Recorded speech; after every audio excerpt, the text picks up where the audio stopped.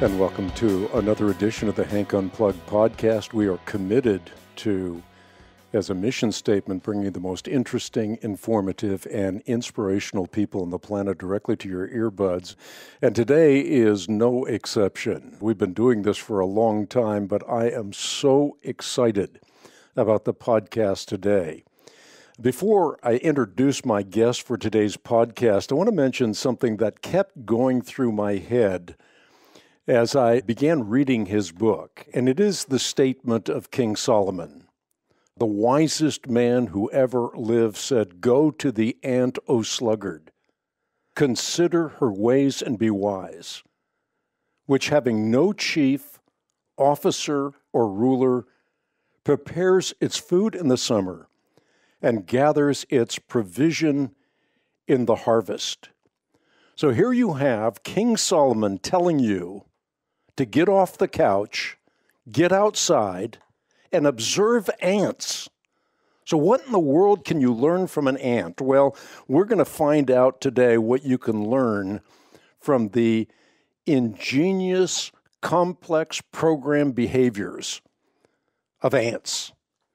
My guest today is Eric Cassell. He is an expert in navigation systems. He has had a long-time interest in animal navigation and has more than 40 years of experience in systems engineering, which is directly related to aircraft navigation and safety. Eric has served as an engineering consultant for NASA and the Federal Aviation Administration and has developed computer algorithms for safety systems. Now, algorithms is a very important word. We're going to be talking about algorithms because the title of his book is Animal Algorithms, Evolution and the Mysterious Origin of Ingenious Instincts. And before I get to Eric, I was fascinated as I was reading through the endorsements for this book to run across a man by the name of 𝘉𝘀 who does this stirring endorsement. I won't read the whole endorsement, but in essence what he says is that this book, the book we're going to be talking about today, is another welcome and highly recommended step toward an overdue paradigm change in modern biology. Now that's quite a mouthful, and particularly when you start to realize who 𝘉𝘀 is. He's a German paleoentomologist who specializes in the fossil history and systematics of insects, and he's worked as a curator in the Department of Paleontology at the State Museum of Natural History in Stuttgart, Germany. And the reason this endorsement is so stunning is in 2009, which was the 200th anniversary of Darwin's birth, Beckley curated a museum exhibit that featured not only Darwin's work, but also books by intelligent design theorists. And he cleverly featured a balance scale. On one side, you had Darwin's Origin of Species all by itself. On the other side, you had the intelligent design books written by a wide variety of authors. So you had all these books on one side, and then you had Darwin's Origin of Species on the other. And his point was that Darwin's Origin of Species outweighed everything else. But here you now have an ID skeptic who's endorsing this incredible book. So he was a former ID skeptic. He is now endorsing the work of Eric Cassell. Eric, it is great to have you on the podcast today. I was so fascinated by your book because you're taking things that we ought to be observing and you're making these things observable in the sense that you're explaining things that we don't normally see. Well, thanks, Hank, for having me on the program. Yes, that was one of the aspects that attracted me and encouraged me to write the book from that aspect was that many of the things that are discussed in the book are things that are easily observable today. They don't rely so much, for example, on the fossil record things that may have happened millions of years in the past. These are behaviors that animals exhibit that, again, are very easily observable. And you start with an ant. And if we observe an ant like Solomon told us to observe an ant, we see that they have phenomenal navigation skills. And yet they have a brain smaller than a sesame seed. And with this brain, they perform extraordinary mental feats. Give us some kind of a sense of what happens when you watch an ant and you really observe what that ant is doing. Well, there's actually two different aspects of ant behavior that are discussed in the book. One is the social behaviors that you hinted about a minute ago, and those are complex because the ants live in these highly complex social colonies and exhibit a lot of different behaviors, and so there's complexity in how those behaviors are controlled. The other aspect is some particular ants and their navigation abilities. And what I describe in the book is how, in particular, this one ant that's called a desert ant, that lives in, as the name implies, the deserts in Africa, that have navigation systems that rival the systems that we use on commercial aircraft today. And they use a number of different sensors, as do our aircraft systems, and they employ complex algorithms to guide their navigation system. It really is amazing when you compare the two side by side. You also talk about leafcutter ant colonies, and you say that's your favorite, one of the 7 wonders of the animal world. Yeah, the leafcutters are, again, it's another behavior that when you examine it closely, it's ants that are working together in unison to cut down leaves and transport them to their home nests. And it's a process that involves, again, the ants in the colony working together in unison. It's not just some solitary ant out there doing these behaviors. They somehow, and we don't understand how, actually, how they coordinate all that complex activity. And you have ants that live in trees that are able to take growing leaves without taking them away from the tree at all. They're growing. They take those leaves and they're able to glue them together. And if the leaves are jagged, have jagged edges, they're able to trim them and then make a nest that is about the size of a soccer ball, something like that. I mean, that's an incredible thing if you see them doing this in a social behavior and then engineering something that is absolutely astounding. Right, yeah. Again, it's a social behavior that involves activities amongst the ants in the colony working together. And the ants you're talking about are weaver ants. And the aspect that you touched on briefly, to me, is the most fascinating and challenging from a scientific point of view, is how to explain how ants and other animals, other insects that I talk about, with such tiny brains are able to exhibit such complex behaviors. It's well beyond anybody's ability to understand at this point in time how that is even possible. And yet there is an explanation that is given in the neo-Darwinian mind. It's an unguided, purposeless process that leads us to these complex programmed behaviors. Well, exactly. I mean, that is the reigning paradigm in biology, that it's all due to, just random mutations and natural selection, and that process is capable of generating not just complex biological systems physically, but also complex biological behaviors. And that includes, again, these behaviors occurring in such tiny brains. Now, you can take that Darwinian paradigm and think, okay, that's somewhat plausible, but when you examine how these behaviors occur, to me, there's several different aspects to this that are very mysterious. One, what is the origin of the information that even defines the behaviors in the first place? That's a major challenge for a Darwinian point of view. Second, how are those behaviors and this information contained in the genome That's something that is very mysterious, and we understand very little at this point about that. And then third, how are those behaviors and that information somehow encoded in these brains, and again, in such tiny brains with such efficiency? You must have an extremely efficient neural network that somehow takes that information and encodes that behavior into the brain. Yeah, and it's not just ants. I mean, there's so many things we ought to be observing. Another one of the tiny animals that you talk about in your book is the honeybee.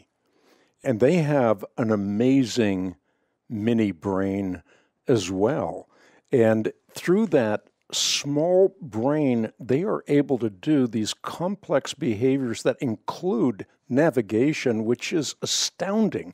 And I think perhaps the most astounding thing that you point to is the waggle dance of the honeybee, the second most information-rich exchange in the animal world, second only to human language. I mean, that's astounding in and of itself. Yeah, exactly. And that's an observation that scientists have made for quite a while, going back to the scientist that originally discovered that, Carl von Frisch. And what they're indicating is that the information that's contained in what is essentially a communication system, where ants are able to communicate with each other, defining navigation information, where to search for food, where to go look for another nest. There's a significant amount of information contained in the waggle dance, and they are able to communicate it. Again, this is something that's taking place between animals with extremely tiny brains, but it's all encoded into those brains somehow and transmitted, again, genetically from one generation to the next. And again, you get back to the same question: what is the origin of the information that defines all of that? And that is a major mystery. I mean, this waggle dance gives you direction, gives you distance. It conveys where the food source is and the distance it takes to get to the food source. I mean, it's just absolutely astounding. And you also write about the Arctic tern.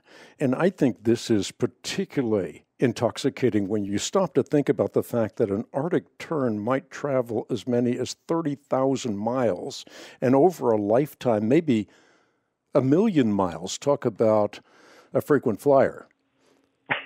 Exactly.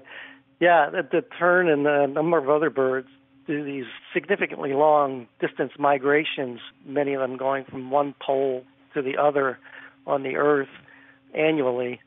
And one of the challenges about such behaviors from an engineering and navigation point of view is, how do they do these migrations so accurately? And we've learned a lot over the last couple of decades about the navigation abilities of a number of different animals, including many of the migrating birds. But we still don't really understand completely how that information is contained in the genome. For example, many of these migrations are inherited. So somehow they arose in the past, we don't know how, and that destination for the migration is contained, we believe. Again, that's really kind of conjecture at this point, but the assumption is it is contained in the genome and then transmitted to their offspring. And so in the case of birds, when they're hatched, they actually have that information, and they were able to migrate to a specific destination without learning anything, without any information being conveyed from the parents. They are just born knowing where to migrate to. It is just, it's just astonishing. Did Darwin know anything about genetics? Well, no, of course not. He was well before Mendel and the work that went on later on about genetics, so he really didn't know much of anything about how genetics worked. Is that giving Darwin a bit of a pass? I mean, at least you can understand how he would have come up with a theory, or popularized a theory, I should say. And if he had known about genetics, perhaps he would have modified his view somewhat.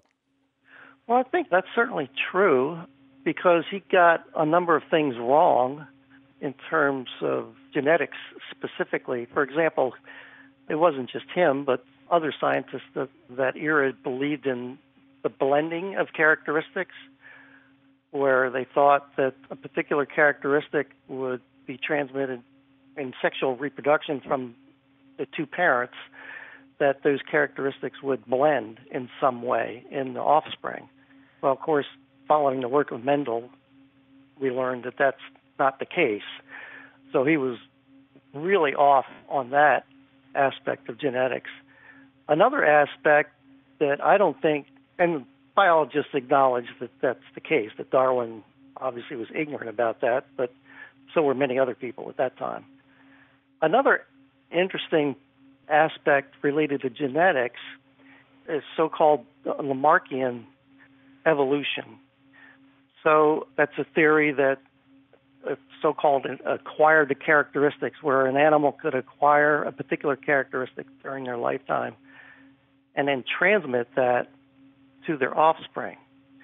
And it had some support at the time of Darwin. In fact, even after Darwin, some people continued to believe in that. Darwin actually was a big advocate of that. In The Origin of Species, he actually writes about that and provides support for that point of view a number of different times, and in particular in relation to animal behaviors. He thought Lamarckism was actually a potential explanation for the way a number of animal behaviors might have developed over time and evolved. So again, but that's an area that it's interesting to me as I did the research for this book to find that biologists have completely overlooked that aspect of Darwin's point of view, that he actually did become an advocate for Lamarckism, and again, particularly in regard to behaviors. But of course, that was pretty soundly discredited eventually also. Yeah. Why did you focus on less advanced animals? I mean, what was the reason that that's your focus in this book? Well, that's a great question. Yeah, and the simple reason is because there's a big difference between behaviors that are instinctual or innate. In other words, a behavior that an animal might exhibit almost from the moment of birth, versus behaviors that require some learning. So more advanced animals, i.e. mammals, for example, have brains that are large enough and are able to learn a significant number of things over time and learn behaviors. Whereas what I wanted to focus on was behaviors that are essentially programmed into the animal's behavioral repertoire almost from the moment of birth. And so by doing that, it removed any possible explanation of the role of learning for these behaviors, in that they have to be, and then pretty much I was trying to focus on behaviors that, again, are innate, and so therefore they must be pre-programmed in some way. You've sort of done this already, but perhaps you can really zero in on this moniker. If you read your book, one of the things that you come away with is 3 words that are imprinted on the canvas of your consciousness: complex programmed behaviors. Unpack that a little more for those listening in, because I think this would be an incentive for people to read this book. Yes, that's the term that I use throughout the book, complex programmed behavior. And the reason is, again, I wanted to focus on certain kinds of behaviors that had a characteristic that indicated that there was some programming aspect to it. That weren't just simple behaviors. So, for example, take the word complex. That I want to distinguish those from simple behaviors that are basically just reflexes. Or in psychologist terms, they talk about Pavlovian type of behaviors where there's a stimulus and then a response. Again, those are, for the most part, those tend to be simple behaviors. I wanted to steer clear of that and talk about behaviors that were more complex than that. Pre-programmed infers that there's an aspect of the behavior that is, again, it's innate, and it means that it's involved not necessarily an algorithm per se. Most of us tend to, well, I'm an engineer, so that's my background, but I tend to typically think of an algorithm as a computer algorithm. It's not just simply limited to a computer-type algorithm or a piece of software code, but it could be other things beyond that. A specific example might be, in the case of the social insects, they have a number of decision algorithms. In other words, they have a large repertoire of behaviors that they perform in the social colony, but the control of that is done through, apparently, a number of decision algorithms that exist in their brain. In other words, they make a decision based on some environmental condition, like they need food, or they need to go search for a new nest or tend to the queen, etc. So there's a decision process involved there, and so that means there's some kind of an algorithm. We don't know what it is, but it's somehow helping that animal make a decision of, do I do behavior A, B, C, which one? So there's a choice involved. So that also meets the category of a complex algorithm. We were talking earlier on about the Arctic tern, and I want to quote Darwin here, just as you do in the book, where Darwin says that a human being cannot, on his first trial, let's say, make something like a canoe, but a beaver, on the other hand, can make a dam. A spider can make a wonderful spider web, and they can do it the first time. This is astonishing when you have an Arctic tern who can determine a navigation that's based on the magnetic field of the Earth. I mean, when you think about that, that's a mind blower, but that's pre-programmed. That's what you're talking about when you're talking about algorithms. Yes, exactly. Again, these are algorithms that are all pre-programmed. Somehow they reside in, neuroscientists would talk about this in terms of a neural network in the brain, which logically makes sense. At least as far as we know today, that's the most plausible explanation. So in other words, they are hardwired, these behaviors, from the moment that the animal is developed and is born.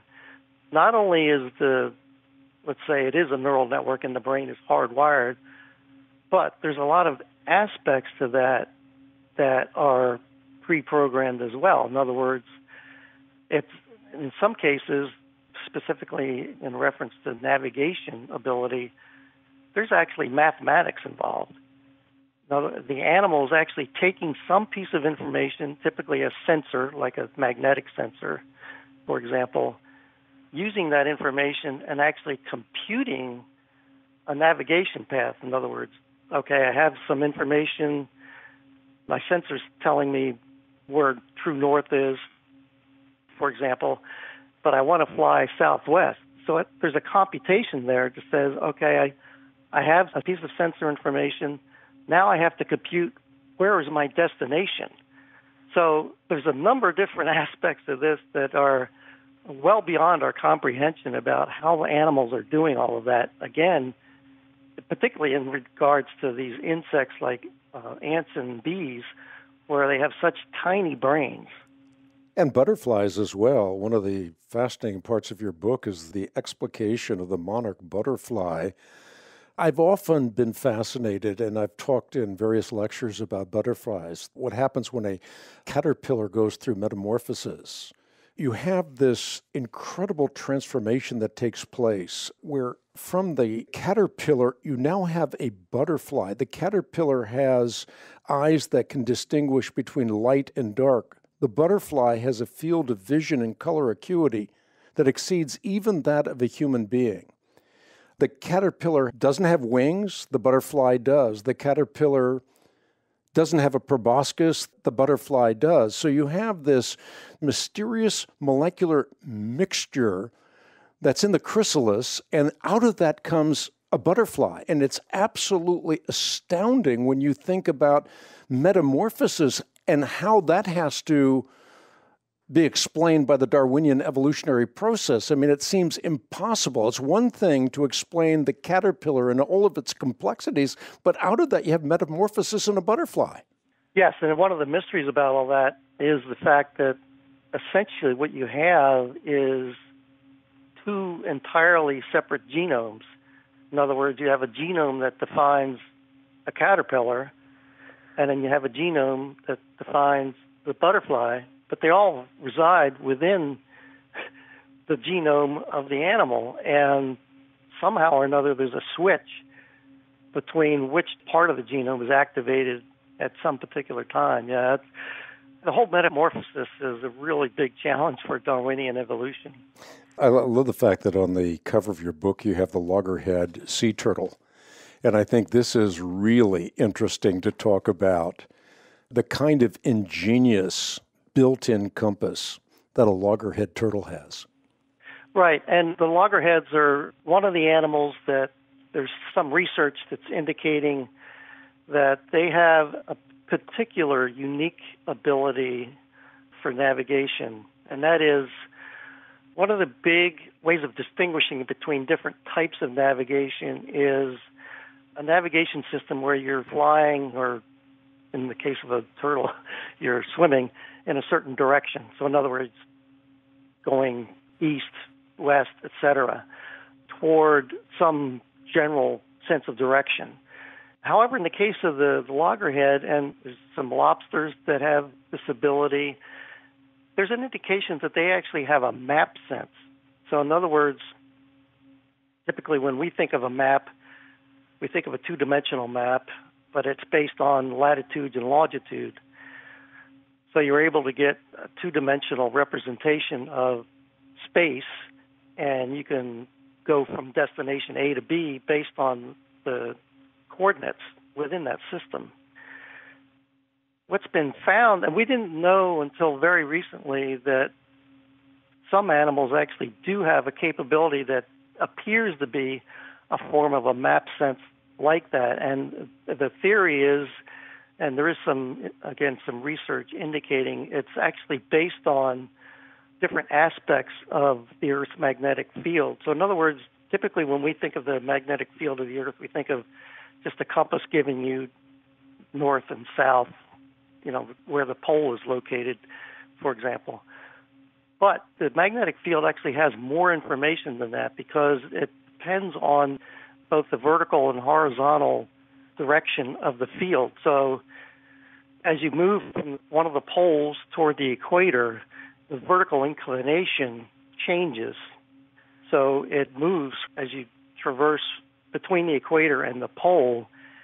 And so the theory is that these animals are actually able to use that information, and not only does it give you north-south information, but there's also some indication that because the Earth's magnetic field actually does vary geographically, there's a number of things that cause it to change slightly as you move, for example, over the ocean or near one of the continents. There's a lot of geometric anomalies, but the belief is that you can actually create a two-dimensional map based on that information, and that's what animals like the loggerhead sea turtle and some others appear to be using as a form of navigation, which is, again, this is something a few years ago nobody thought was even theoretically possible, but now there's some research indicating, that it in fact might be the case. Probing today's religious movements, promoting doctrinal discernment and critical thinking, and providing reasons for biblical faith and ethics, the Christian Research Journal is an award-winning magazine that no Christian should be without. Be prepared with the knowledge you need to defend the gospel of Jesus Christ. Start your subscription to the Christian Research Journal today by calling 888-7000-CRI, 888-7000-CRI, or visit our website, equip.org. That's equip.org. I want to really zero in on navigation in general, and then in specific, the different kind of navigational capabilities that these animals have. So you make the statement in the book that long before human beings invented compasses, animals enjoyed ingenious built-in compasses, along with an inborn capacity to read the compass. And you say they, in effect, perform these incredible mathematical computations.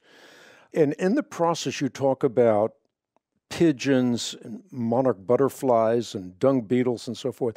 But these navigational processes are just spectacular, particularly when you get to the monarch butterfly. A butterfly that takes up to 3 generations, oftentimes, to complete the journey. And then they're able to go to the exact tree. If they're flying from wherever they're flying from to Mexico, they're able to go to the exact tree that their ancestors went to.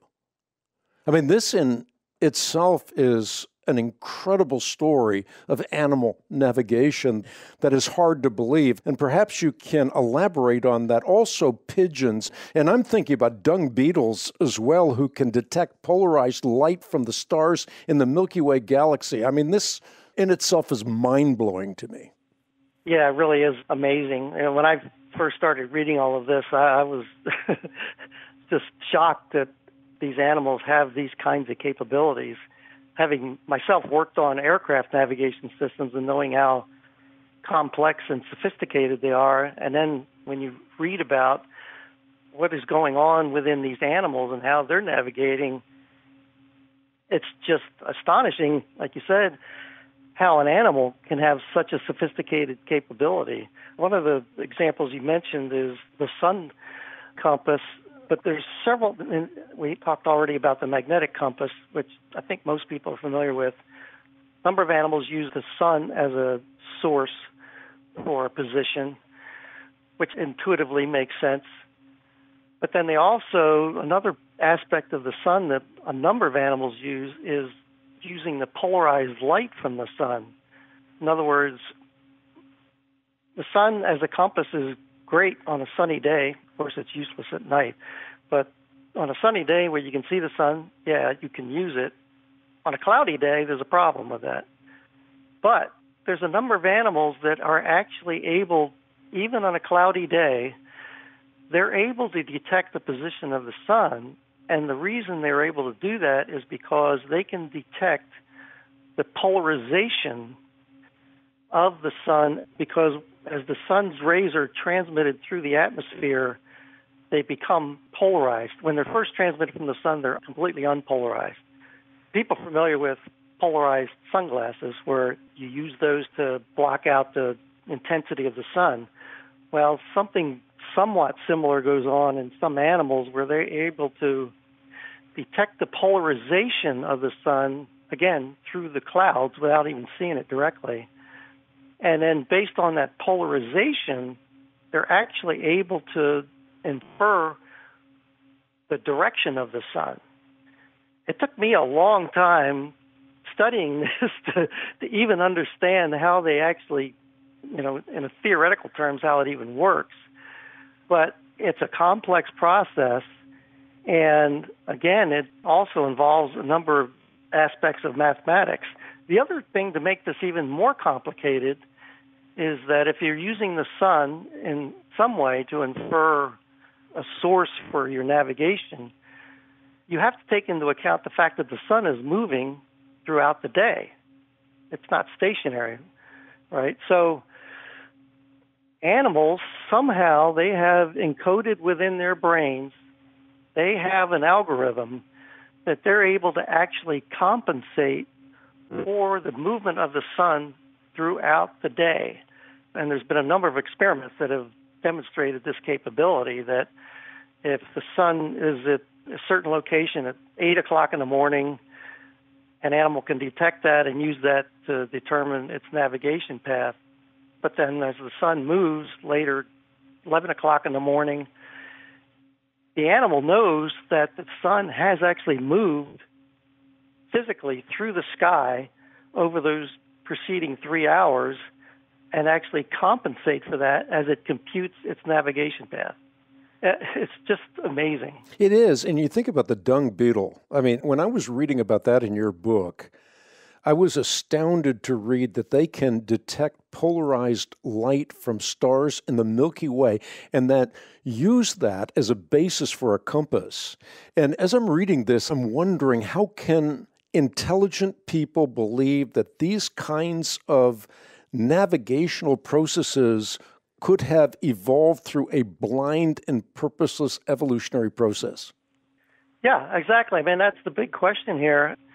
When we think of systems like that involve, and there's two aspects of it that stand out to me being an engineer, is one is just the engineering aspects of a number of these navigation systems. There's a lot of complex engineering that has gone into how these systems have developed and how they're built into the animals. That's one aspect. The other one is, again, basically the mathematical aspect of these are algorithms, and again, and particularly in the case of navigation, they're mathematical algorithms where you're actually doing some computation.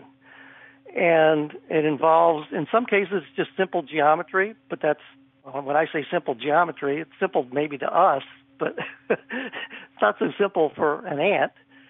Or if you talk about other cases where you brought up the Arctic tern, some of these birds that do these really long distance migrations across the earth, one of the things that they do is they're able to compute the shortest path. So an example I like to use for this is when you look at a flat map of the earth, and if you're flying in an airplane from New York to Tokyo, they're roughly at the same latitude. So you would say, okay, the shortest path is just fly west. Well, when you look at a globe, it turns out that's not the shortest path, right? The shortest path that actually takes you from New York flying almost over the North Pole to Tokyo, that is actually the shortest path, and those are what we call great circle routes. Well, it turns out some of these long-distance migrating birds actually fly those same kinds of paths. They're able to fly these great circle routes, giving them the shortest distance between the starting point and the end point. So when we do that, that involves sophisticated mathematics. It's specifically spherical geometry. Well, these birds aren't doing spherical geometry like we can do, but there's some mechanism in their brains that's actually functioning the same way as if they're doing these sophisticated mathematical calculations, and we have no clue as to how that's possible. The one thing that kept going through my head as I was reading through your book is the words of St. Paul, where he says, God's eternal power and divine nature are clearly seen through what has been made, and so we are without excuse. And I think to some degree, even in an age of scientific enlightenment, we have become wretched flatlanders. We're stuck in the psycho-epistemological cocoons of our own obscurantism. We're looking at things but not seeing the brilliance in those things. And you're taking an ant and a dung beetle of all things, and through these small creatures, you're demonstrating that something majestic is going on. We're, as it were, walking through the wardrobe into Narnia. We're seeing things that suddenly we didn't see before, and I think that's so beautiful. Oftentimes, I fear, and I'm certainly guilty of this myself, that we're not outside. We don't see the majesty of God's creation. Yeah, exactly. I agree with that. I think, speaking just for myself, as I've studied this element of biology over time, I became much more appreciative of how just the simplest things that you see every day, or at least if you're observant, you would see every day.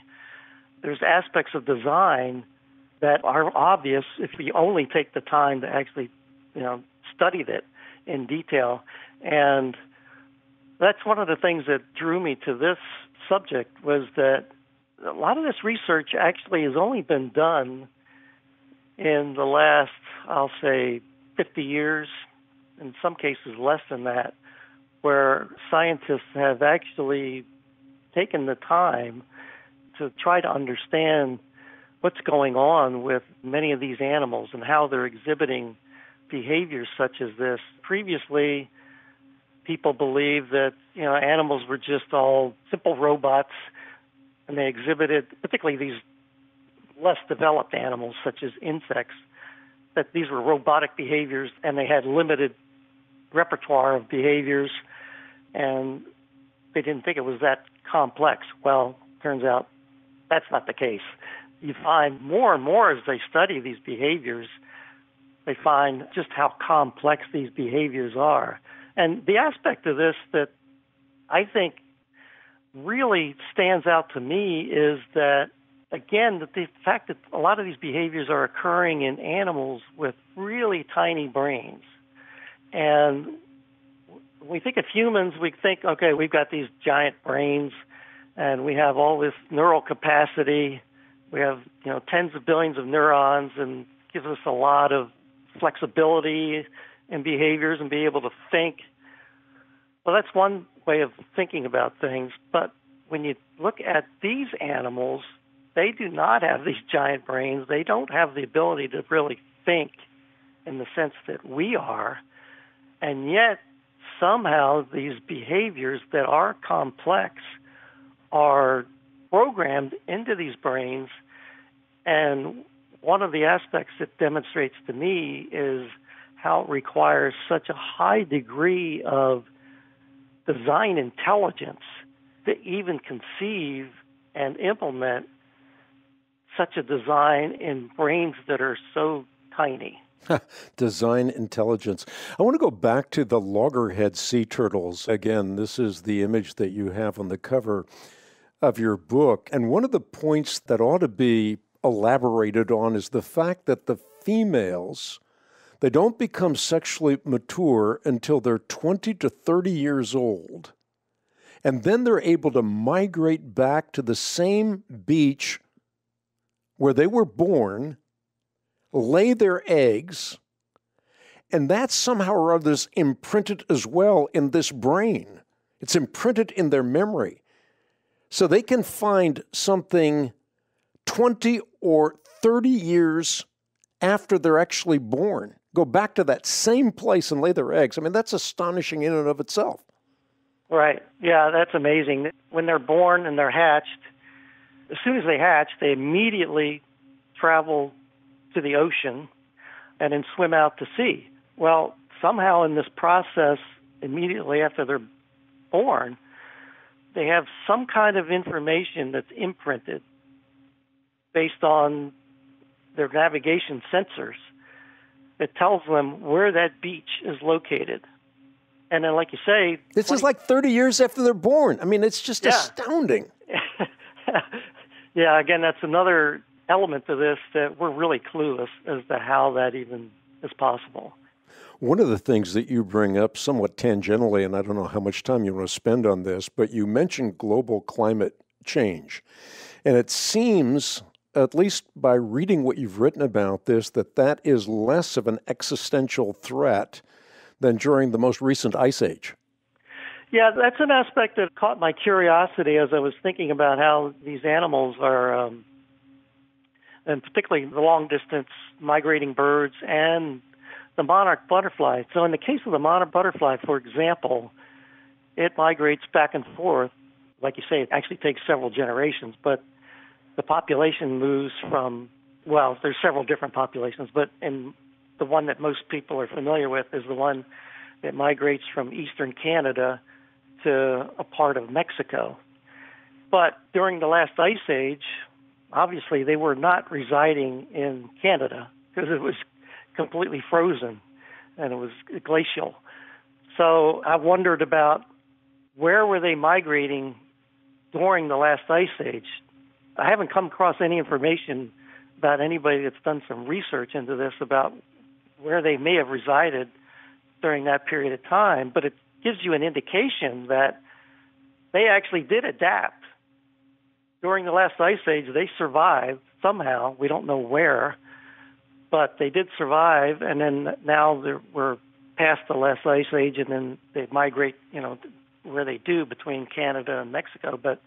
And there's a lot of other examples that are very similar to that, where animals obviously change their migration patterns.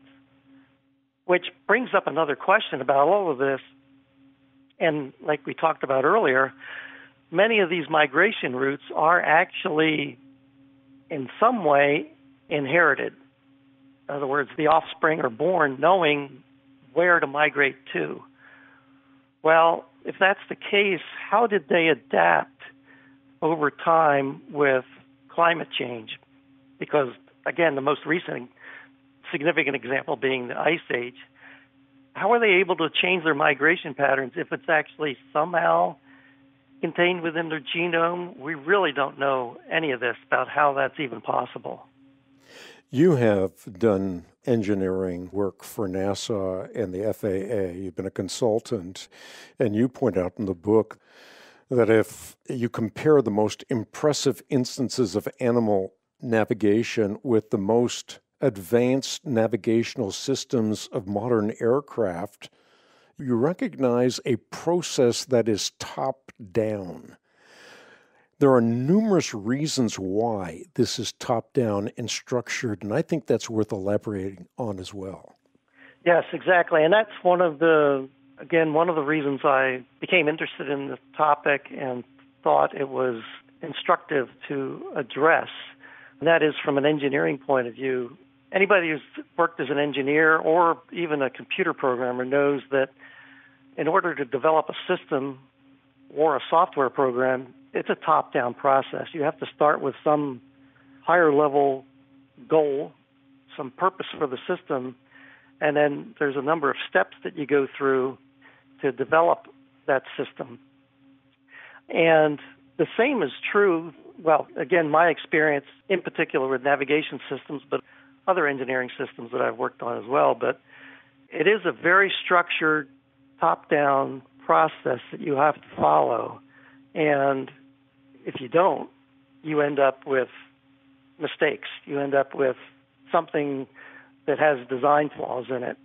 There's a recent example of this with the Boeing 737 MAX, where there were obviously some mistakes made during the development process of that system that ended up in 2 aircraft crashes.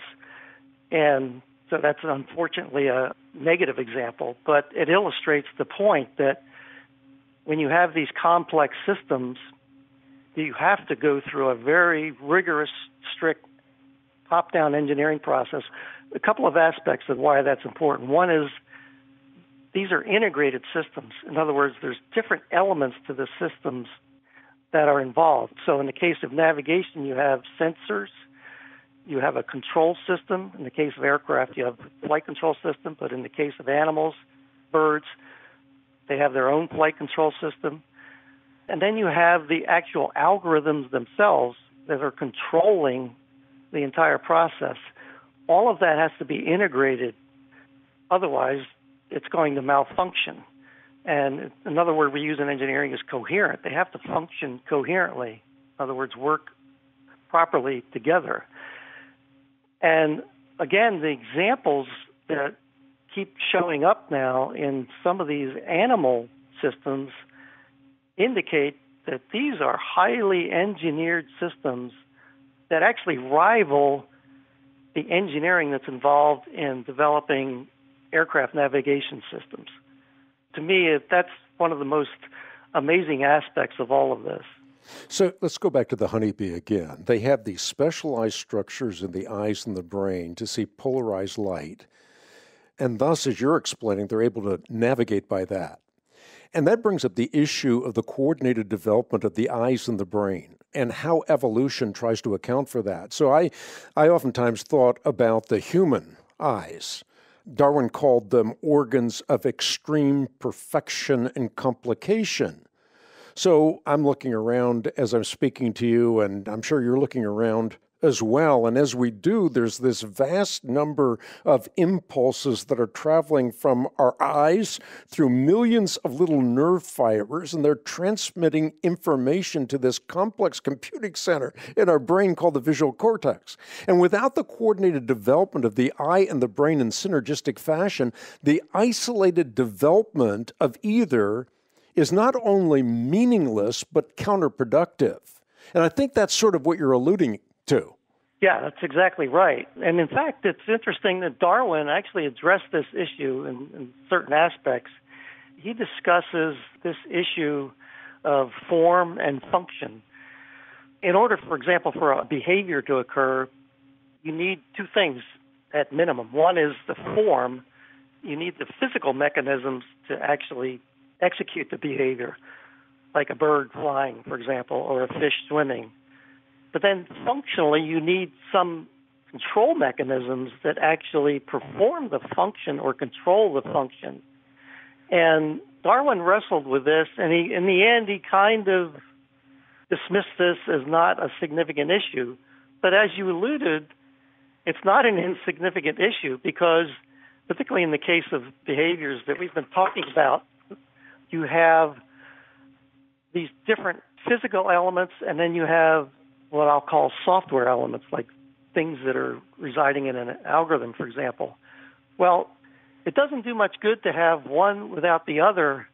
You could have the physical element capable of, like, for example, a bird having in some navigation sensor, but if the bird does not have the algorithm to actually use that information to navigate, it's useless. And so how you can explain the origin of all of these different aspects developing through basically a random step-by-step Darwinian process in a holistic, integrated manner, to me seems highly implausible. You know, one of the geniuses of your particular book is that it's so interesting. I mean, you can get caught up in the technicalities of all of this, but you're constantly pointing to different animals like the ant or the beetle or bees or butterflies or the loggerhead turtle that we talked about. And then you're telling a story about each one of these, and you're opening our eyes to the complexities that are involved and just the majesty and mystery of these animal algorithms.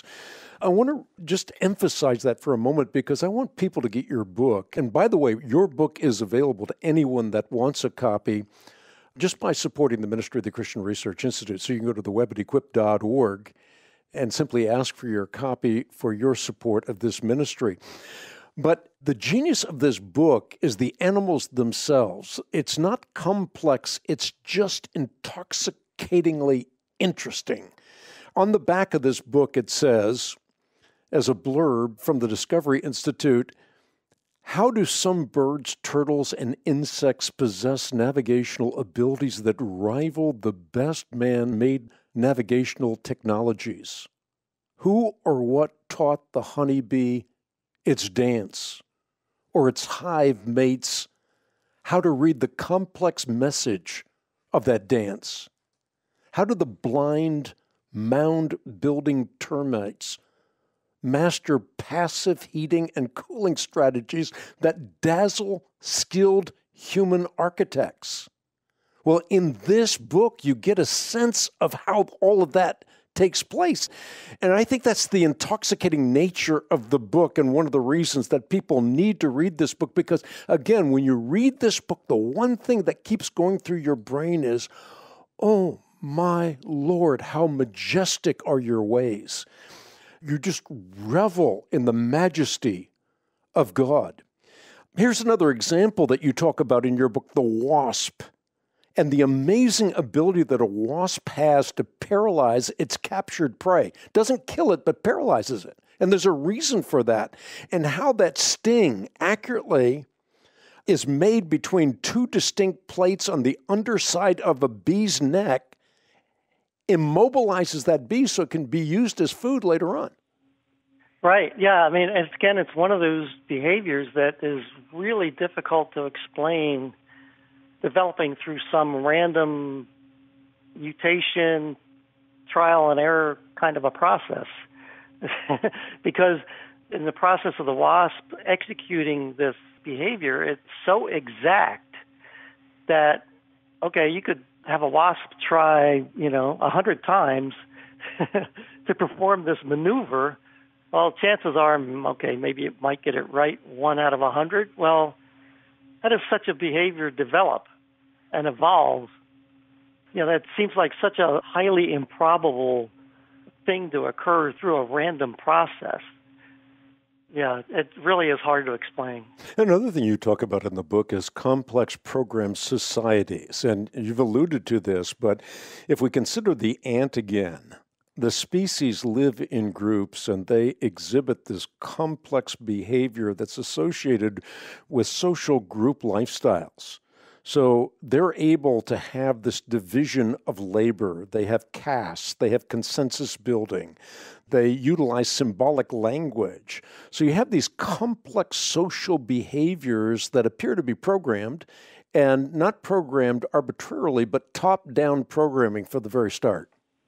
Yeah, exactly. And again, these insects that reside in these, some people call them, in some cases, superorganisms, because you have a colony of ants that sometimes consists of millions, literally millions of ants that reside within the colony.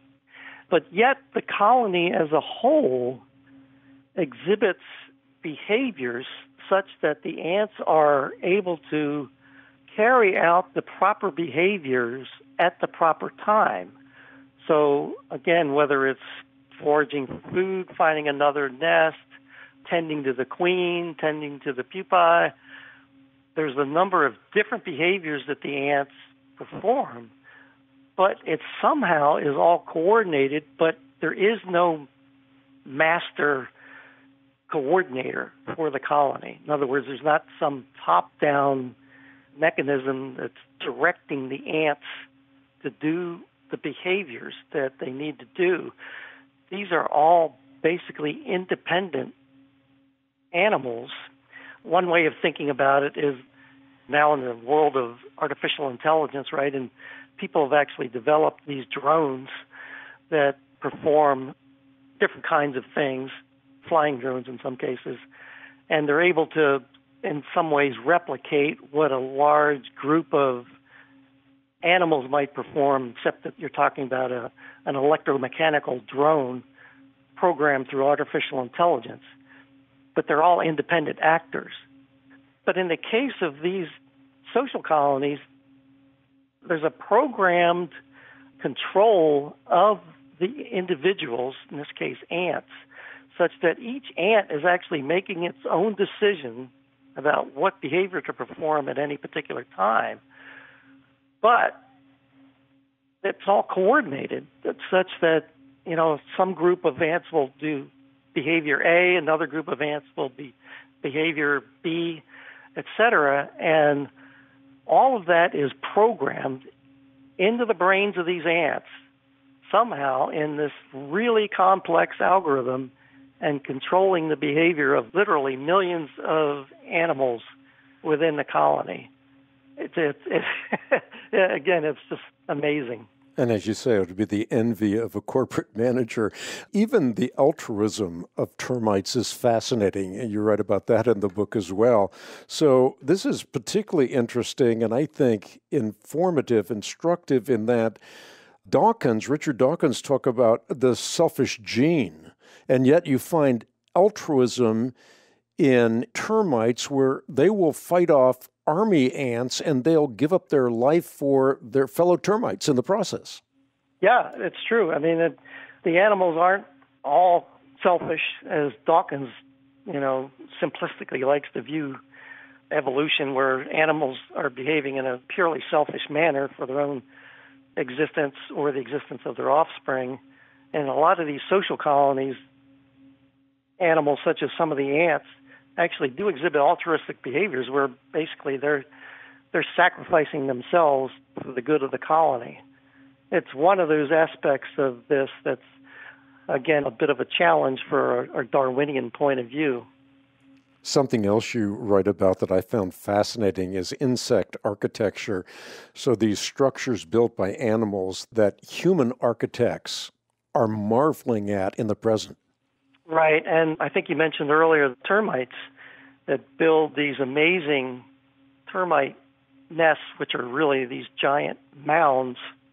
And there's a lot of engineering that goes into the construction of these nests because they have a number of different elements to it. One of them is controlling the temperature. They're able to actually control the temperature within the nest, which is important because they can only exist within a certain temperature range. And then there's ventilation systems. They build ventilation systems, aspects of the nest that include being able to drain water away from the core parts of the nest. They actually, in some cases, we have animals, some ants, that do farming. They actually are able to farm and use that crop that they grow, fungus type of crop, typically, that's used as a source of food. I mean, there's a lot of different aspects of this. One of the most fascinating ones that's really interesting to look at is a particular species in Australia called a compass termite. They build these really large mounds, and because Australia is located in such a hot climate, and these mounds are in the interior of the continent typically, they have a three-dimensional design such that the narrow face of the mound faces the sun, and the wide face of the mound faces away from the sun. So it's purposely designed to minimize the heating of the mound due to the sun during the course of a day. Again, it's a really sophisticated engineering design. So you say a social insect, like an ant or a termite, is the closest to a talented human architect. And again, just to recapitulate what you said about termites, they have nests that can reach more than 20 feet high, that include a royal chamber, nurseries, gardens, waste dumps, a well, a ventilation system that reduces heat and removes carbon dioxide. And these termites are blind. And then, as you just alluded to, they include roofs with eaves to keep water out of the nest. And I thought the most fascinating thing that you wrote about this is that the airflow design of termite nests was the inspiration for the world's first all-natural cooling building structure in Zimbabwe. Right. Yeah, I was really surprised when I read that. There's a whole field now in science called biomimetics, where scientists and engineers take something from the world of biology, typically an animal, or from microbiology, where they're able to analyze a system that exists and take that principle of how that system is designed and apply it to a human design. And that, to me, is a perfect illustration of that. We would be remiss if we didn't talk about spiders. You're right about spiders, and obviously when we see a spider web, we can so glibly look at it and then look away without recognizing the absolute majesty and the fact that these spider webs are custom built. They're not one size fits all, but they're custom built. And, the different kinds of silk involved in building these spider webs and the strength of this silk. I mean, it's just amazing as you have articulated this in the book. Yes, exactly. Humans have been trying for years to replicate the construction of silk, and they've come close, but in fact, they've never been able to fully replicate a material that has all the properties that silk has. It's really amazing. Silk is constructed of a number of different proteins, and the process for manufacturing silk, again, when we're talking about ants, that is a complex process, and obviously it has to involve a number of genes in the genome. And these proteins are complex proteins, actually. And so the way that the spiders use it is they're actually able to produce different kinds of silk, because when they construct their webs, they actually use several different types of silk depending upon what part of the web they're actually building at the time. So in other words, they have the basic outline of the web, but then there's a number of different things they use the silk for. One of them is sort of what we would call a kind of a guy wire. And then there's also silk that the spider itself uses in addition to the web to maneuver around. So anyway, there's a number of different types of silk, depending on what the need is. In other words, the strength and flexibility that's required for the function of that piece of silk within the web. And it really is amazing how, again, this is all programmed somehow in the spider, how to use the silk. It knows what silk to produce for which part of the web at which time. It really is amazing how all of that is orchestrated in a spider. And how does a spider locate the prey? Well, yeah, that's another really interesting aspect. The spider is able to detect the location of a prey three-dimensionally if a prey actually gets caught in the web. The spider is able to sense the location based on the information it gets, in other words, the feedback it gets from the silk within the web. So, in other words, it changes the vibration pattern of the kind of silk changes the vibration pattern? Right, exactly. That's incredible. Yeah, just like a piano string, for example, they have different vibration characteristics, and the spiders are able to sense that. That's a mind blower in and of itself. You have an epigraph in your book. It's by Richard Dawkins, and I want you to elaborate on this. Dawkins says, what lies at the heart of every living thing is not a fire, not warm breath, not a spark of life. It's information, it's words, it's instructions. If you want to understand life, don't think about vibrant, throbbing gels and oozes. Think about information technology. I mean, this seems to be an incredible admission on the part of Dawkins.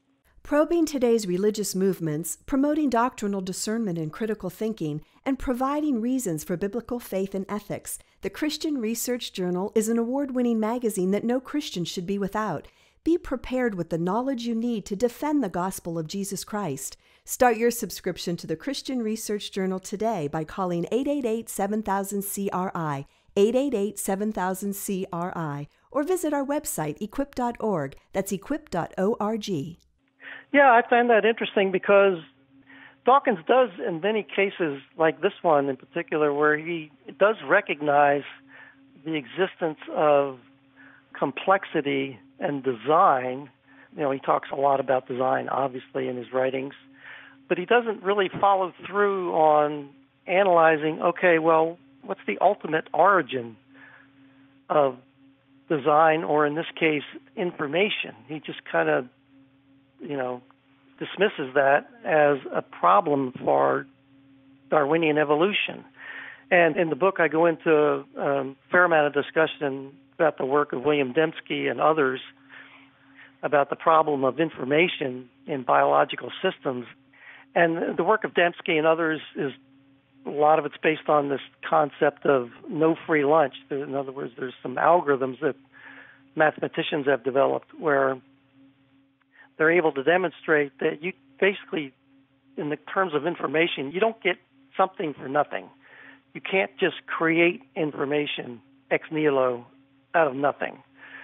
And there's plenty of material that exists, published material in academia and others, that have demonstrated that that is the case. You really cannot just generate information out of nothing. And in particular, when you examine a Darwinian process where the claim is made that, in fact, a random process of random mutation and natural selection actually is capable of creating this kind of information that we're talking about. But really, when you examine the work that's been done by people like Dembski and others, it's a claim that really has no basis in fact. It's just it's a reach to claim that you can create, for example, some of the algorithms that we've been talking about, creating them basically from nothing. It's a big problem for Darwinian evolution.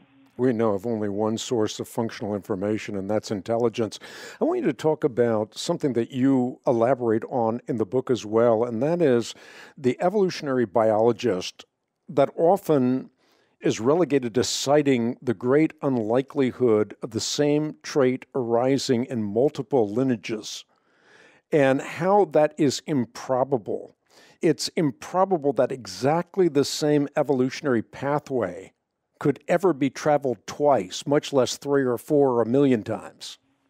Right. And that, again, this is another one of the big challenges for Darwinian evolution. And that's this concept that they call convergent evolution, where a characteristic will show up in organisms that they know to be completely unrelated, so it couldn't be common descent. So that's been a problem that's been recognized, at least for a long time in physical terms. When you look at the fossil record, for example, going back over millions of years, where they see characteristics, physical characteristics, indicating where organisms have a similar kind of characteristic that they know they're unrelated. So that's been a challenge. And what I talk about is how you have the same kind of a challenge that's obvious now in regard to animal behaviors, where you have behaviors that show up in completely unrelated animal taxa. But again, the problem is that Darwinians just use this term, oh, it's convergent evolution. Well, it's a term really without any meaning. The part of that they use to actually try to explain it is this concept that they call selection pressure, meaning that there's pressure due to natural selection for these characteristics to occur in different animal groups in this case. Well, again, that's another sort of a fallacious argument where, first of all, a lot of Darwinians don't even agree that there's this nebulous concept called selection pressure. In other words, it's a fallacious argument logically, because they're saying, okay, there's something in the environment that's creating this theoretical pressure for an organism to evolve in a certain way. Well, the more you think about it and examine the whole concept, it just kind of falls apart. The only aspect of this that I give any credence to is the work that some people have done in the so-called evo-devo world, where there is evidence in some cases, for example, in the case of birds, let's say, if you have an animal that's going to be flying, there are certain characteristics of wings that are necessary, and other aspects of the animal, in this case a bird, that are common. In other words, you have certain wing designs that will be sufficient for flight. Well, you can, at least conceptually, you can think, okay, well, that's going to constrain the evolution of an animal that's going to fly, that their wings are going to have pretty similar characteristics. So that's somewhat plausible, and you can say the same thing about fish in terms of the fin designs, etc. But in the case of like the animal behaviors that I talk about, many of these complex behaviors, there's really no constraint. There's nothing constraining the way that such behaviors could or would develop. They're entirely independent. There's nothing forcing a behavior to occur in one group of animals in a similar way to a completely unrelated group of animals. That just isn't the case in terms of these behaviors. So this whole idea of convergent evolution and selection pressure, I don't believe even apply to the things that I've talked about. As you're talking, Eric, I can't help but think of the fact that we hear this mantra over and over again, particularly in an age of COVID: follow the science, follow the science, follow the science. We hear it over and over, ad nauseum, ad infinitum. And I think it is important to follow the science, but if you really follow the science, will you arrive at the twin pillars of the evolutionary paradigm? Well, that's the big question here. And I think really the more fundamental question there is when you say follow the science, what are you defining as science? So the problem that I do talk about a little bit in the book is this whole notion of naturalism. The problem is that the reigning paradigm within science today is naturalism, so that the explanations or the allowable explanations that can be given for the existence of something within science has to have a purely naturalistic explanation. You can't invoke other causes, supernatural causes, something that you can't measure physically. It's really a materialistic point of view. And that's where we're stuck at, for the most part, within science. And that's why something like intelligent design is basically ruled out from the beginning, because it doesn't fit within the naturalistic, materialistic worldview.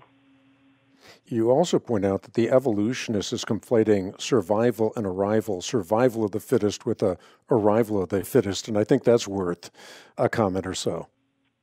Yeah, and I think more specifically how that relates to the topics in my book is trying to explain the origin of things that are novel, and in particular, in this case, novel behaviors. This is another big challenge for Darwinian evolution, is explaining the origin of completely novel, in some cases, body designs, like those that took place during the Cambrian explosion. That's a challenge there. And in this case, we're talking about the origin of completely novel behaviors. And how can a Darwinian process be a reasonable explanation for that? And some of the details I go into in the book address that, and one set of examples relates to the social behaviors that we talked about. There is actually a fair amount of research that's gone into the genetics of the social insects, and what they have found, in fact, is that the insects that live within social colonies do exhibit a significant number of genetic, and there's different terms for this, but some cases they call them orphan genes, and there's different variations on that. But basically what it means is that there's novel genes that show up in the genomes of these social animals, as opposed to these animals that basically live solitary. And we're talking about hundreds or in some cases thousands of either novel or highly modified genes. Well, again, that is a significant challenge for an explanation from a Darwinian point of view, to explain how such huge changes in the genome could occur through a step-by-step, mutation-by-mutation process. Yeah, intelligent design is something that you talk about quite a bit in the later chapters of the book.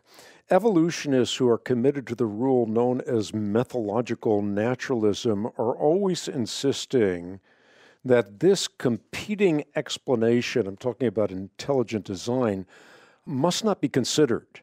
And so you say that this particular predilection on the part of evolutionists renders evolutionary theory not an inference to the best explanation, but less impressively, an inference to the best allowed explanation. In other words, intelligent design is simply dismissed. It's not allowed. You can't consider the best explanation, but you have to follow their rules. And their rules eliminate what is the best explanation. In fact, I think one of the most insightful aspects of your book is a chart. And I usually don't like charts a whole lot. I don't know why. I just don't like charts. But you have a chart, figure 7.1, in chapter 7 of the book. And in that chart, you're comparing blind evolution with intelligent design, and you've got like 10 different categories. And there are only 3 of those categories in which blind evolution has some plausible explanation, such as intelligent design would.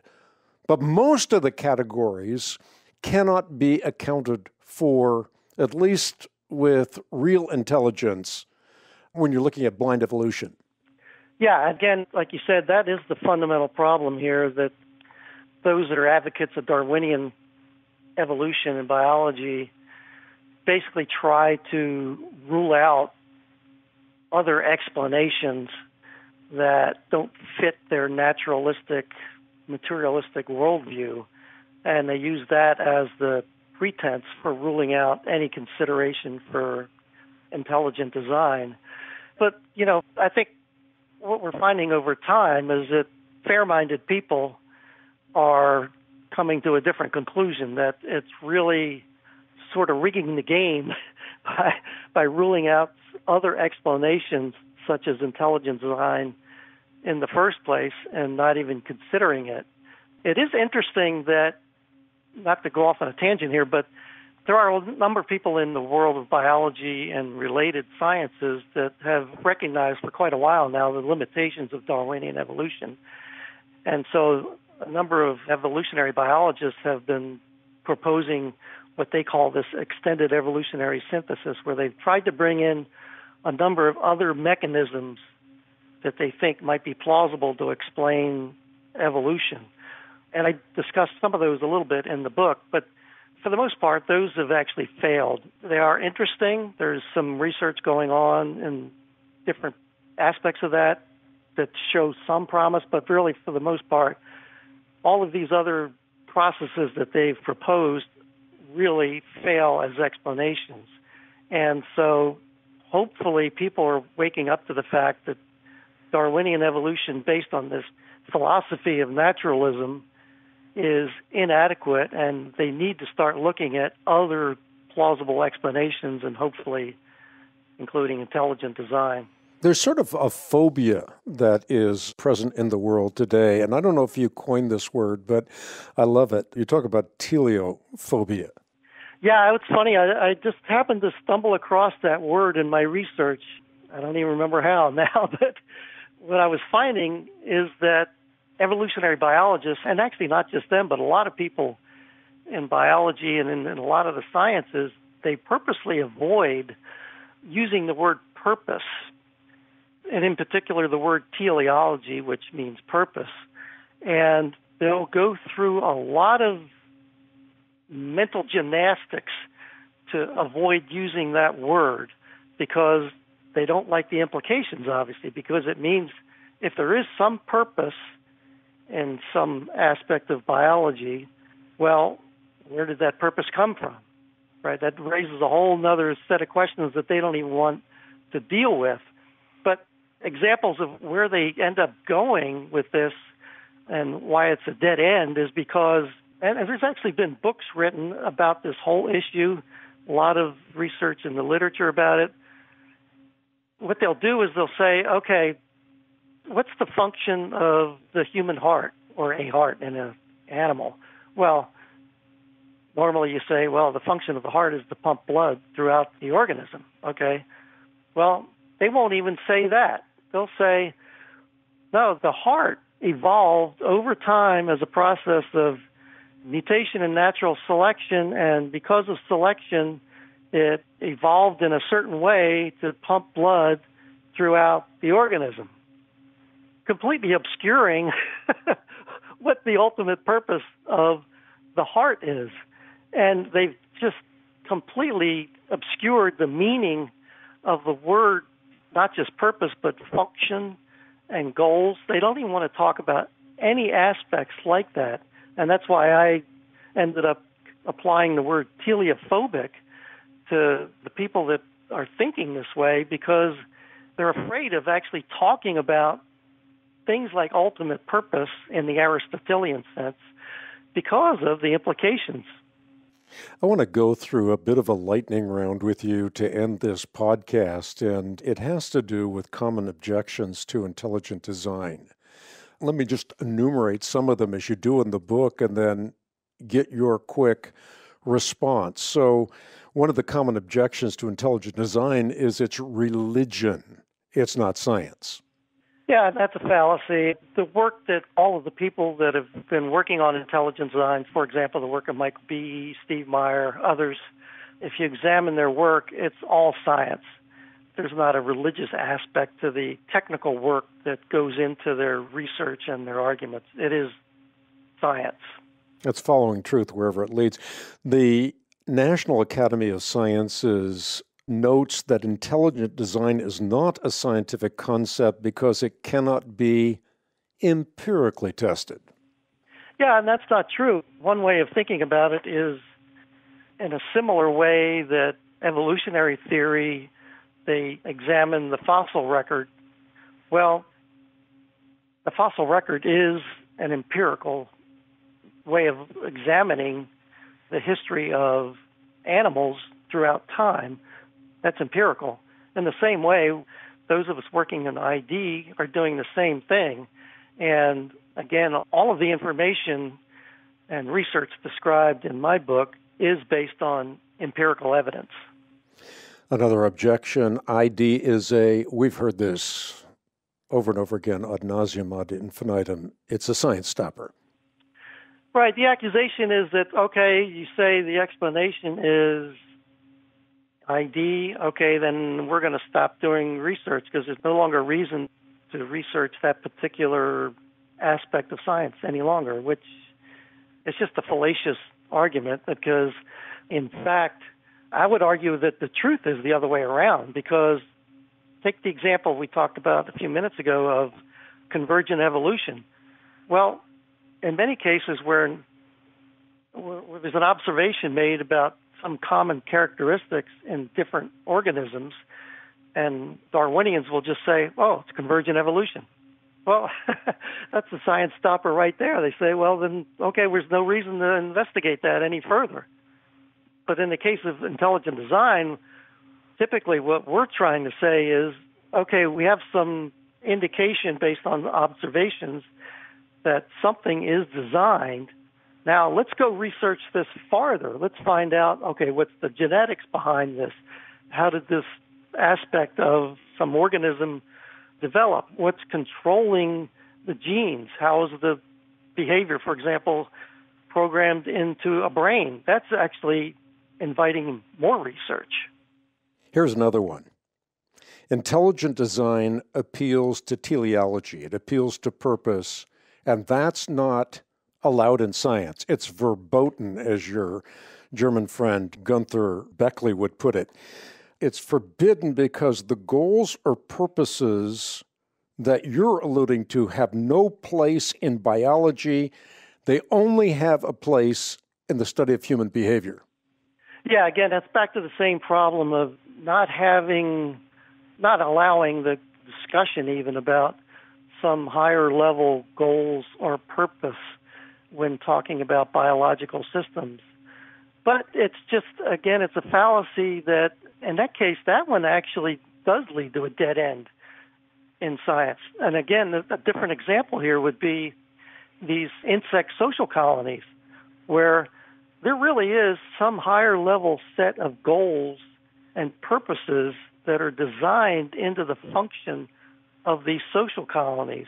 Well, if you're not even allowed to talk about that, you're stopping science at that point. So, it's a really fallacious argument. Yeah, that's well said. Another objection, intelligent design is false because if it were true, then each animal would be perfectly designed by an omnipotent, all-wise God, perfectly designed to function with 100% efficiency within its ecological niche. This is, I think, particularly interesting, something you talk about in the book that we haven't discussed on this podcast. Yeah, there's some history to that particular argument. It goes way back to prior to Darwin, where the reigning paradigm, obviously at that time, was basically young Earth creationism, and that all life on Earth was created relatively recently. And so the implication of that was if God was the creator and God is perfect and he's going to create all of life that functions perfectly, that therefore there would be no design flaws in that creation, or in this case, organisms. Well, there's a couple of problems, right? One is that the science now is telling us that young Earth creationism is not supported by the evidence, that in fact life has existed on Earth for quite a significant period of time, millions, if not billions of years. So that's a long period of time. And so the way I would push back on that argument is twofold. One is, even if organisms were created a long time ago in a perfect manner, well, as we know with things like climate change, over time the environment changes, and an animal that was designed to function in one environment will not function as well in a changing, different environment.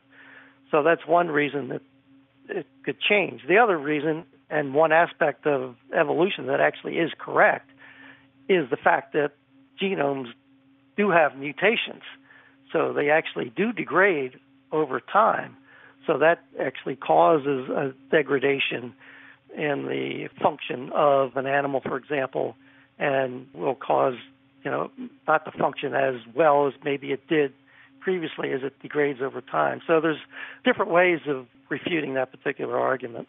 Another objection, suboptimal design, and this is something I've talked to your colleagues William Dembski and Stephen Meyer about. And the answer that you give in the book, in part, has to do with constrained optimization. And I think that's a concept that people have to get in their minds in order to be able to refute this particular objection. Yes, exactly. I think this is a little bit of an understandable argument that some people give because not everybody's an engineer. But those of us who are engineers perfectly understand this issue because whenever you design a system, and again, as we talked about before, when you're designing a system in a proper manner from top down, you make design trade-offs all the time. And you can see that in anything that's engineered. For example, an automobile, airplanes, particularly complex devices where there's trade-offs in terms of energy, efficiency, speed, a lot of different aspects. You have to make trade-offs because you can't perfectly design something to function in 100% way in every aspect. So you make a trade-off. Well, the result of that trade-off is, okay, something may function really well in one aspect, but not quite as well in some other aspect. And that's just physics. There's just nothing you can do about that. Let me just mention one more. We haven't covered all of the objections that you cover in the book, but one of the objections that I want to end with is the objection of the problem of who designed the designer. So there's a thought in the minds of people that if you have a designed universe, then you have to have a designer of that designed universe. And then the question is, who designed that designer? And then you have an infinite regress. Yeah, and again, that's a common objection that some people use. Richard Dawkins in particular used it in his book, The God Delusion. That's a philosophical and theological issue that I didn't want to go into too deeply in the book because there's plenty of other philosophers that have addressed this, like William Lane Craig. I highly recommend his writings, but there's plenty of other ones that have addressed that particular issue. Again, it's really a fallacious argument. It is. And so many of the arguments against intelligent design are not well thought out. And I really appreciate the fact that you give the objection and then you give a cogent answer to that objection. I think is helpful to everybody that reads your book. But what's most fascinating about this book to me is the actual insects that you talk about. It opens this Lilliputian world of enormous complexity and design that cannot be explained away by blind macroevolutionary processes, animal algorithms, evolution, and the mysterious origin of ingenious instincts by Eric Cassell. This book, available through the Ministry of the Christian Research Institute, it's a must-read. It's something that you want to have in your library. And you can take, even with your kids, you can take one example and you can start intoxicating them with the mystery and the majesty of something that seemingly is so simple as an ant. And when you start to unravel that Lilliputian world in the mind of a child, their minds will be directed in a proper trajectory. I think this book is just ingenious in so many different ways. It's interesting. It's a relatively quick read for the kind of complex information that's going to be opened up as a whole world for you to explore for the rest of your life. And then when you're outdoors or even indoors and you see some of these creations, you'll look at them through different eyes. So I really deeply appreciate the work that you've done in this regard. Well, thanks again, Hank. I really appreciate your comments, and I'm humbled that you're so supportive for the book. I'm really thankful for your support. Well, it is with the entirety of my heart that I support this book, Animal Algorithms. You can find a copy on the web at equip.org. And I think if you've followed Eric in this podcast, I think you'll want to read the book. And you certainly will see him as one of the most interesting, informative, and inspirational people, particularly as it fits our mission statement.